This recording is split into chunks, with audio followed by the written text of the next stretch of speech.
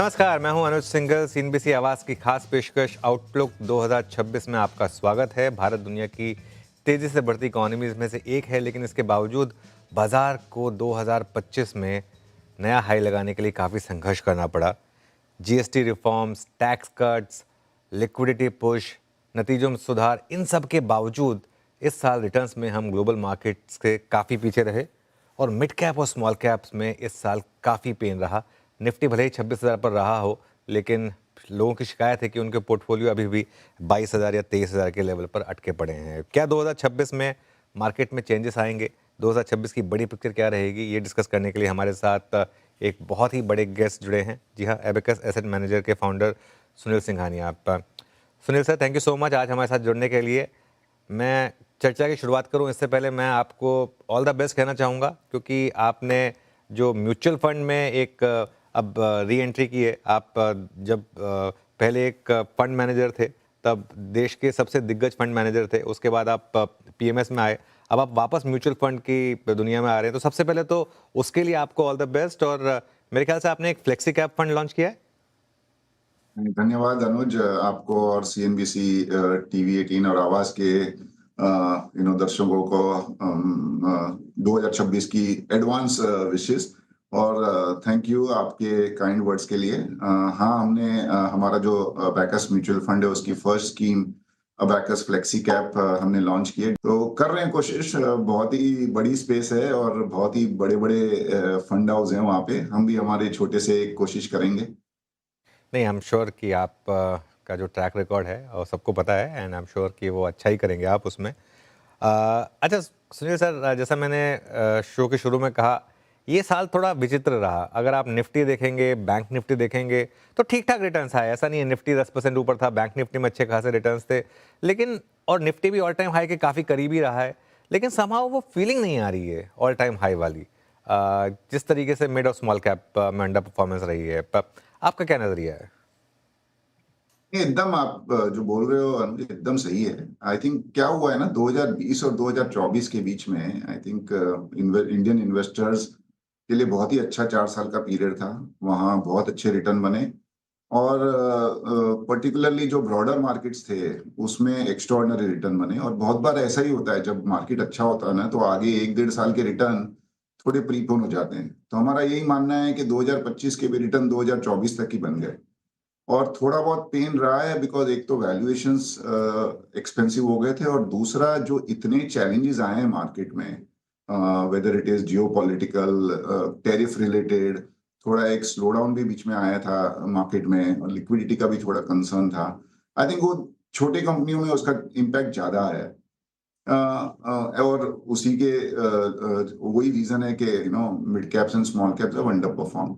लेकिन क्या है ना, आई थिंक स्टॉक स्पेसिफिक देखना इसमें ज्यादा इम्पोर्टेंट है, बिकॉज इंडेक्स लेवल पे वो पूरा पिक्चर नहीं आता है। I am very sure stock specific level पे देखेंगे तो हाँ काफी स्टॉक गिरे हैं, लेकिन जो स्टॉक्स में वैल्यूएशन एक्स्ट्राऑर्डिनरली हाई नहीं हुए थे वो स्टॉक्स में इतना फॉल नहीं हुआ है जितना जनरल मार्केट बताता है। The other thing is obviously retail interest, HNI interest छोटी कंपनियों में ज्यादा रहता है। डायरेक्ट इन्वेस्टर्स जो खुद शेयर्स में इन्वेस्ट करते हैं उनका भी एक्सपोजर इस पे छोटे कंपनियों में ज्यादा रहता है। और उसको देखते हुए आई थिंक वेरी क्लियरली जो हुआ है 2025 में, it is not a great feeling. But वो फेज है मार्केट का, हर बार होता ही है। 3-4 साल अच्छा जाता है, एक आध साल फिर थोड़ा सा निराशाजनक जाता है, और वो साल ये वाला साल था। नहीं, ये बात आपने बिल्कुल सही कही, क्योंकि मैं रिटर्न्स देख रहा था 2025 में। निफ्टी के रिटर्न्स में अगर आप देखें, सबसे ज़्यादा खराब परफॉर्मेंस ट्रेंड का रहा, लेकिन ट्रेंड उससे पिछले 2 साल में मैसिव 4 गुना भी हुआ था स्टॉक। तो बात बिल्कुल सही कही आपने। सुनील सर, एक स्पेस जिसने इस साल सेकेंड हाफ में डोमिनेट किया, वो थी टू व्हीलर्स। अगर आप देखें, ओला को छोड़ दें अगर सिर्फ, तो आयशर मोटर्स, चाहे टीवीएस मोटर हो, हीरो मोटोकॉप, यहाँ पर अच्छे रिटर्न्स आए। इवन अगर आप मारुति जैसे फोर व्हीलर्स को जोड़ दें, तो ऑटो एज अ स्पेस, और खासतौर से जीएसटी कट के बाद वहाँ अच्छे मूव्स आए। ये स्पेस क्या 2026 में भी लीड कर सकती है, या फिर आपको लग रहा है कि बस यहाँ पे जो बड़ा मूव आना था वो आ चुका है? अनुज, जीएसटी कट का सबसे बड़ा इम्पैक्ट डिस्क्रिशनरी कंजम्पशन पे आया है। और ऑटो एक हाई वैल्यू कंजम्पशन आइटम है, तो वहाँ जो 10-15% जीएसटी का कट आता है ना, तो वो काफ़ी बड़ा होता है। साबुन में अगर आप 4 आना 8 आना ₹1 कम कर दो, तो उसमें कुछ डिमांड में इतना बड़ा मूव नहीं आएगा। बट ट्रैक्टर हो गए, टू व्हीलर हो गए, फोर व्हीलर हो गए, उसमें जीएसटी कट का बड़ा इम्पैक्ट आया है, और कंपनियों ने भी ना कि पूरा जीएसटी बेनिफिट पास किया, बट थोड़ा-सा अपनी तरफ से भी दे दिया है। और आई थिंक वो बोलते हैं ना, एक टेलविंड, बड़ा टेलविंड आ गया। Having said that, I think auto 2026 में ठीक-ठाक रहना चाहिए, लेकिन वैल्यूएशंस काफ़ी कंपनियों के अभी अपर एंड ऑफ बैंड में है। तो मुझे लगता है कि जो लास्ट 3-4 महीने में जो 30-40% रिटर्न बन गया है कंपनियों में, एक बार ये कंसोलिडेशन की तरफ जा रहा है, और थोड़ा-सा I would say return will moderate in 2026। Okay, 2025 की एक और बड़ी थीम रही, हालांकि बहुत लोगों ने शायद उसको नोटिस ना किया हो, साइलेंटली काफ़ी शानदार मूव्स रहे। वो थे टियर 2 प्राइवेट बैंक्स और एनबीएफसीज, और कहीं ना कहीं आरबीआई की पॉलिसीज, वो फॉरेन बैंक्स को अलाउ करना स्टेक लेने के लिए, इन सब ने काफ़ी हद तक सपोर्ट किया। इसमें कुछ ऐसे स्टॉक्स भी रहे हैं जो जैसे गोल्ड फाइनेंस में मुझे याद है, आपने अर्स्टवाइल म्यूचुअल फंड डेज में आपने 100 गुना तक के रिटर्न्स देखे थे यहाँ पर। इस स्पेस में आपको लग रहा है क्या कि अभी भी शानदार रिटर्न्स बन सकते हैं बैंक्स और एनबीएफसीज में? I think you have touched the right things Anuj. 2024 दिसंबर से जब से न्यू आरबीआई गवर्नर आया, आई थिंक थोड़ा पॉलिसी में चेंज हुआ है। उनको लोअर इन्फ्लेशन का साथ भी मिला है। आई थिंक 4 रेट कट्स हुए हैं 125 बेसिस पॉइंट के। इकोनॉमी में बड़ा ऑलमोस्ट 8 से 10 लाख करोड़ का लिक्विडिटी इन्फ्यूजन हुआ है, और थोड़ा स्टांस चेंज हुआ है, रिस्क वेटेज कम किए हैं। जो पहले एनबीएफसी को डिस्करेज किया जा रहा था लेंडिंग के लिए 2023 और 24 में, आई थिंक 2025 से NBFCs have been encourage to lend. Obviously gold finance company ने बहुत अच्छा किया है, क्योंकि गोल्ड के भाव भी बढ़े हैं और थोड़ा सा डिमांड भी आया है इकोनॉमी में, और उसको रहते हुए एक टेलविंड रहा है अर्निंग्स का भी और लोगों के डिमांड का भी। दूसरा, जैसे आपने कहा, इसमें ग्लोबल इंटरेस्ट बहुत है। तो अगर आप कितने सारे बैंक्स देख लीजिए, RBL bank, IDFC, federal bank, even yes bank, जहाँ पे फॉरेन इन्वेस्टरों ने बहुत बड़ी स्ट्रेटेजिक इन्वेस्टमेंट की है। सम एनबीएफसी आल्सो, सम्मान कैपिटल, मन्नपुरम, अभी भी एक कोई बड़ी एनबीएफसी में इन्वेस्टमेंट की बात हो रही है। तो ग्लोबल स्ट्रेटेजिक इंटरेस्ट भी बहुत रहा है ये mid size to small size lending companies में, वेदर इट इज एनबीएफसी और बैंक्स। और आगे भी लग रहा है कि ये एक सेगमेंट ऐसा है जहां पे ग्रोथ 15% की दिख रही है, वैल्यूएशंस कुछ एक्स्ट्रा ऑर्डिनरली एक्सपेंसिव नहीं है, और एसेट क्वालिटी भी कंट्रोल में है। I think it's a good segment. It's a good segment. एक स्पेस जहां थोड़ी डिसअपॉइंटमेंट रही, लेकिन साल के एंड तक आते आते थोड़े लोगों को उम्मीदें लग रही हैं, वो है लार्ज कैप आईटी। बहुत लोग मान रहे हैं कि शायद अमेरिका में एआई का अब एक रिवर्सल है, और उसका एक फ़ायदा शायद इंडियन आईटी कंपनीज को मिले, और कुछ नहीं तो वैल्यूएशन या कंफर्टिंग है। आप 2026 में जाते हुए इंडियन आईटी पर ओवरवेट होंगे या अंडरवेट रहेंगे? Pure play IT services company Anuj, उसमें we are now underweight, and the reason is obviously कि ग्रोथ, एआई नहीं भी था तभी भी growth rates had fallen to almost 5-6%, और एआई से ग्रोथ रेट्स 1-2% और कम होने के कंसर्न्स थी। एक अभी नियर टर्म टेलविंड है, एक तो अंडर ओनरशिप हो गई है काफी है सेगमेंट में, प्लस जो रुपी अभी 1991 हुआ है, उसका भी एक टेलविंड या आईटी सर्विसेज कंपनी को आएगा। बट लुकिंग अहेड, मुझे नहीं लगता है प्योर प्ले आईटी सर्विसेज में 4-5% से ज्यादा का रेवेन्यू ग्रोथ आ सकता है। और थोड़ा बहुत मार्जिन में तो प्रेशर कंटिन्यूस रहता ही है, क्योंकि वीजा में भी कभी ना कभी कुछ ना कुछ न्यूज फ्लो आते रहते हैं कि वीजा के भाव बढ़ा दिए, और यूएस ने पर्टिकुलरली। तो I think we will continue to be underweight on pure play IT services companies. हाँ, थोड़ी जो फॉरवर्ड लुकिंग कंपनियां हैं जो अपने आप को ट्रांसफॉर्म कर रही है, जो थोड़ा एक बोलते हैं ना फॉरवर्ड लुकिंग सॉल्यूशंस पे फोकस कर रही है, थोड़े प्रोडक्ट साइड में फोकस कर रही है, I think those companies might do better, but pure play IT services company we would continue to be underweight. Okay. Sunil sir, इस समय कोई इंटरेस्टिंग थीम्स जहां पर आप को लग रहा है कि इंक्रीमेंटल पैसा आप डिप्लॉय करेंगे 2026 में? सी फाइनेंशियल्स में जो नॉन फंड बेस्ड फाइनेंशियल्स है, आई थिंक एसेट और वेल्थ मैनेजमेंट कंपनीज थोड़ी महंगी हैं, लेकिन I think their outlook continues to be positive. Even insurance companies, I think general और लाइफ इंश्योरेंस कंपनीज के जीएसटी कट के बाद में एक बार नियर टर्म थोड़ा सा एक चैलेंज होता है, but I think they will also benefit as we go forward. अभी भी इंडिया में अंडर पेनिट्रेशन है.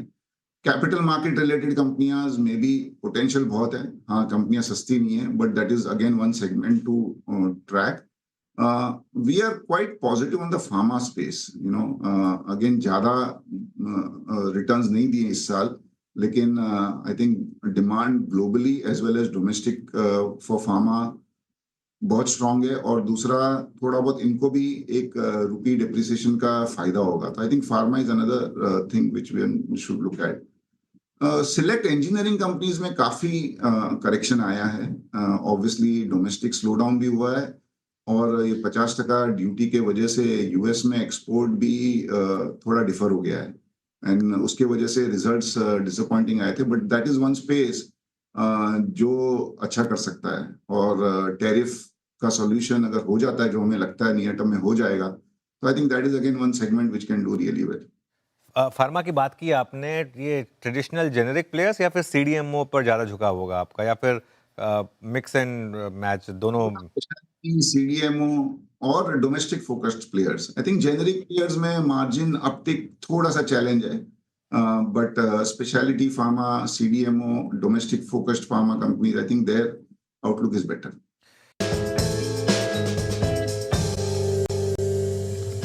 सुनील सर, इस साल खास तौर से सेकेंड हाफ में एक बड़ी थीम का एक्सीडेंट हुआ, और वो थीम जिसने बहुत पैसा बनाया था ईएमएस स्पेस, जहां पर स्टॉक्स ने 50 से 100 गुना के रिटर्न्स दिए थे. पीएलआई का सबसे एक बड़ा एक जिसे कहते हैं बैरोमीटर था वो. यहाँ पर क्या गड़बड़ हुई, और क्या अब 50-50% स्टॉक गिरने के बाद यहाँ पर वैल्यू है, या अभी भी ये स्टॉक्स महंगे हैं और गिर सकते हैं? Anuj, we follow a simple philosophy. देखो, market price of a stock ना is equal to EPS into P. EPS earning होता है, पी परसेप्शन होता है. और परसेप्शन के वजह से या पी के वजह से मार्केट के जो भाव हैं वो ज्यादा बढ़ते घटते हैं. और ये सब कंपनियां जो आई थी, आईपीओ आया 15, 17, 20 पी में, EPS obviously grew quite fast, but P इनके हो गए 70, 80. जब भी स्टॉक्स बहुत एक्सपेंसिव होते हैं ना, तो थोड़ा सा भी नेगेटिव न्यूज आता है तो उसका इम्पैक्ट प्राइस पे बहुत होता है, बिकॉज वो पी डी रेट हो जाती है. और I think some of these companies में वही हुआ. वो एक रिपोर्ट के वजह से कि कहाँ क्वेश्चन हो गया ऑन द बैलेंस शीट, और उसका पी मल्टीपल कम हो गया, and it spread to other sectors also. I think it's a good sector, but एक ही चीज है इसमें, I think growth will be good, but these are sectors जहां पे मार्जिन आर वेरी स्मॉल. 3, 4, 5% का मार्जिन होता है. तो I think one has to keep an eye on what valuation are you giving for these smaller margins. और I think that is where हम तो थोड़े cautious रहते हैं. जहां पे भी शेयर बहुत ज्यादा महंगे होते हैं, आपको तो मेरा नेचर पता है, हम थोड़े cautious हो जाते हैं, because for us valuations are very important. तो कोई भी थीम बहुत एक्साइटिंग लगे, not only EMS but other themes also, अगर बहुत एक्साइटिंग लगे और वहां मल्टीपल एक्स्ट्रॉर्डिनरली हाई हो जाए, तो वहां आपको ये याद रखना है कि अगर थोड़ा सा भी नेगेटिव न्यूज फ्लो आएगा तो multiples can fall dramatically fast. बिल्कुल.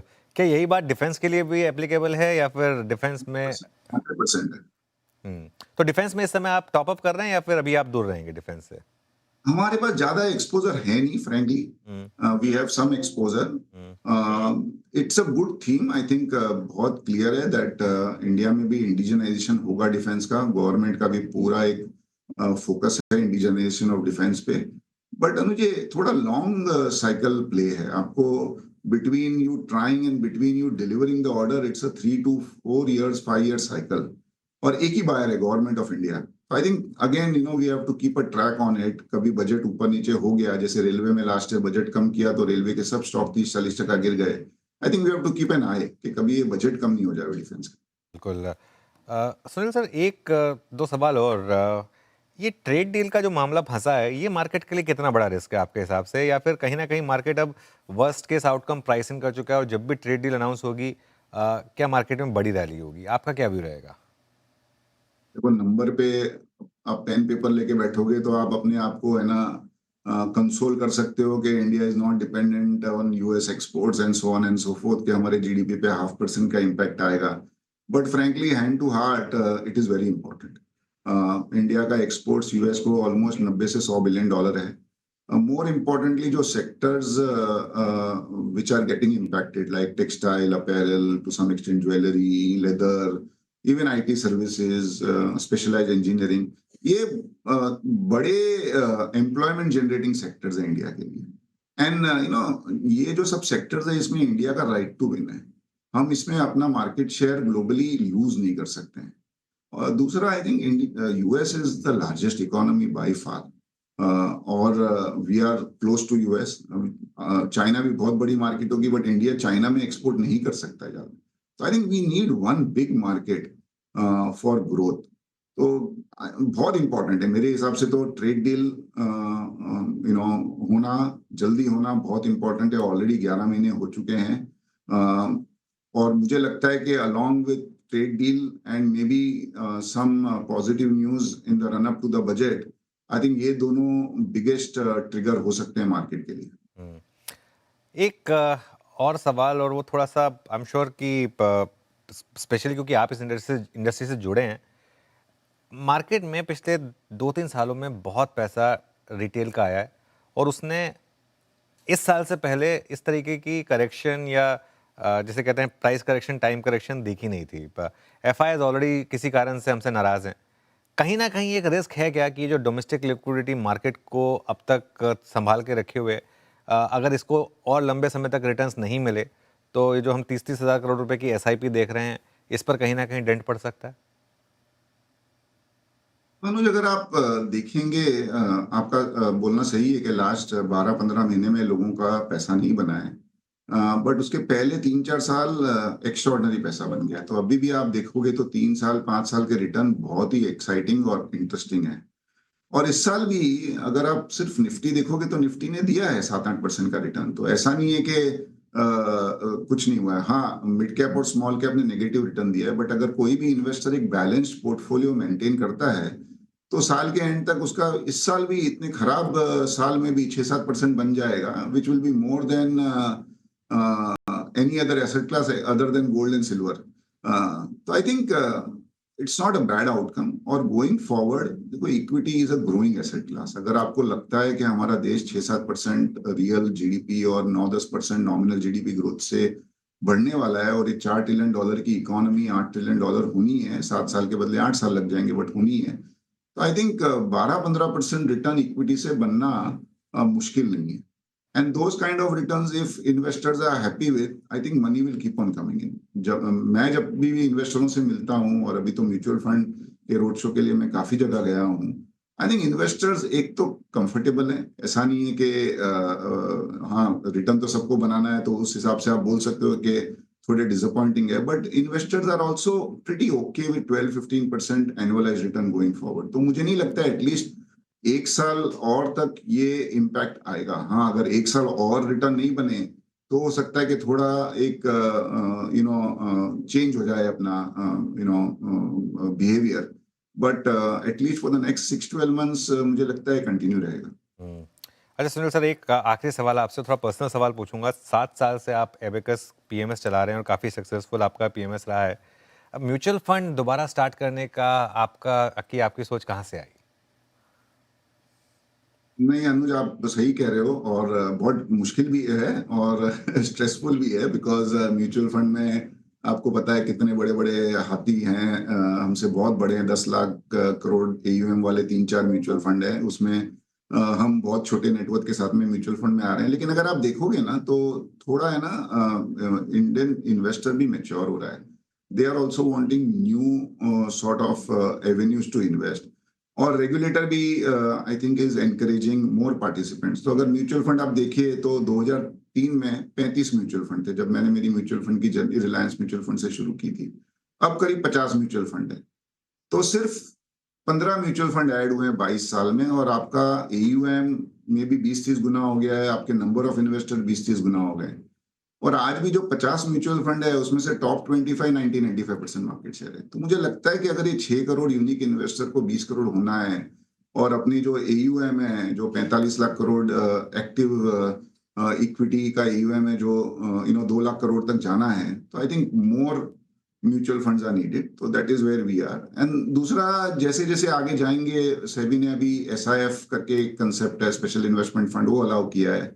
आई थिंक वो हमारे जो एग्जिस्टिंग इन्वेस्टर है उनके लिए भी थोड़ा एक अच्छा प्रोडक्ट हो सकता है। तो फ्यूचर को देखते हुए I think we have decided to go ahead. जैसे मैंने कहा, मेहनत बहुत है, टफ भी है, हमारे पास लिमिटेड कैपिटल है, लिमिटेड रिसोर्सेज है, we are against very large players, but लोगों का साथ है, आप लोग का प्यार है, कोशिश तो पूरी करेंगे। चलिए, ऑल द बेस्ट आपको, और थैंक यू सो मच आज हमारे साथ जुड़ने के लिए सुनील जी। धन्यवाद। चलिए, इस खास शो में इतना ही। आप जुड़े रहिए सीएनबीसी आवाज़ के साथ।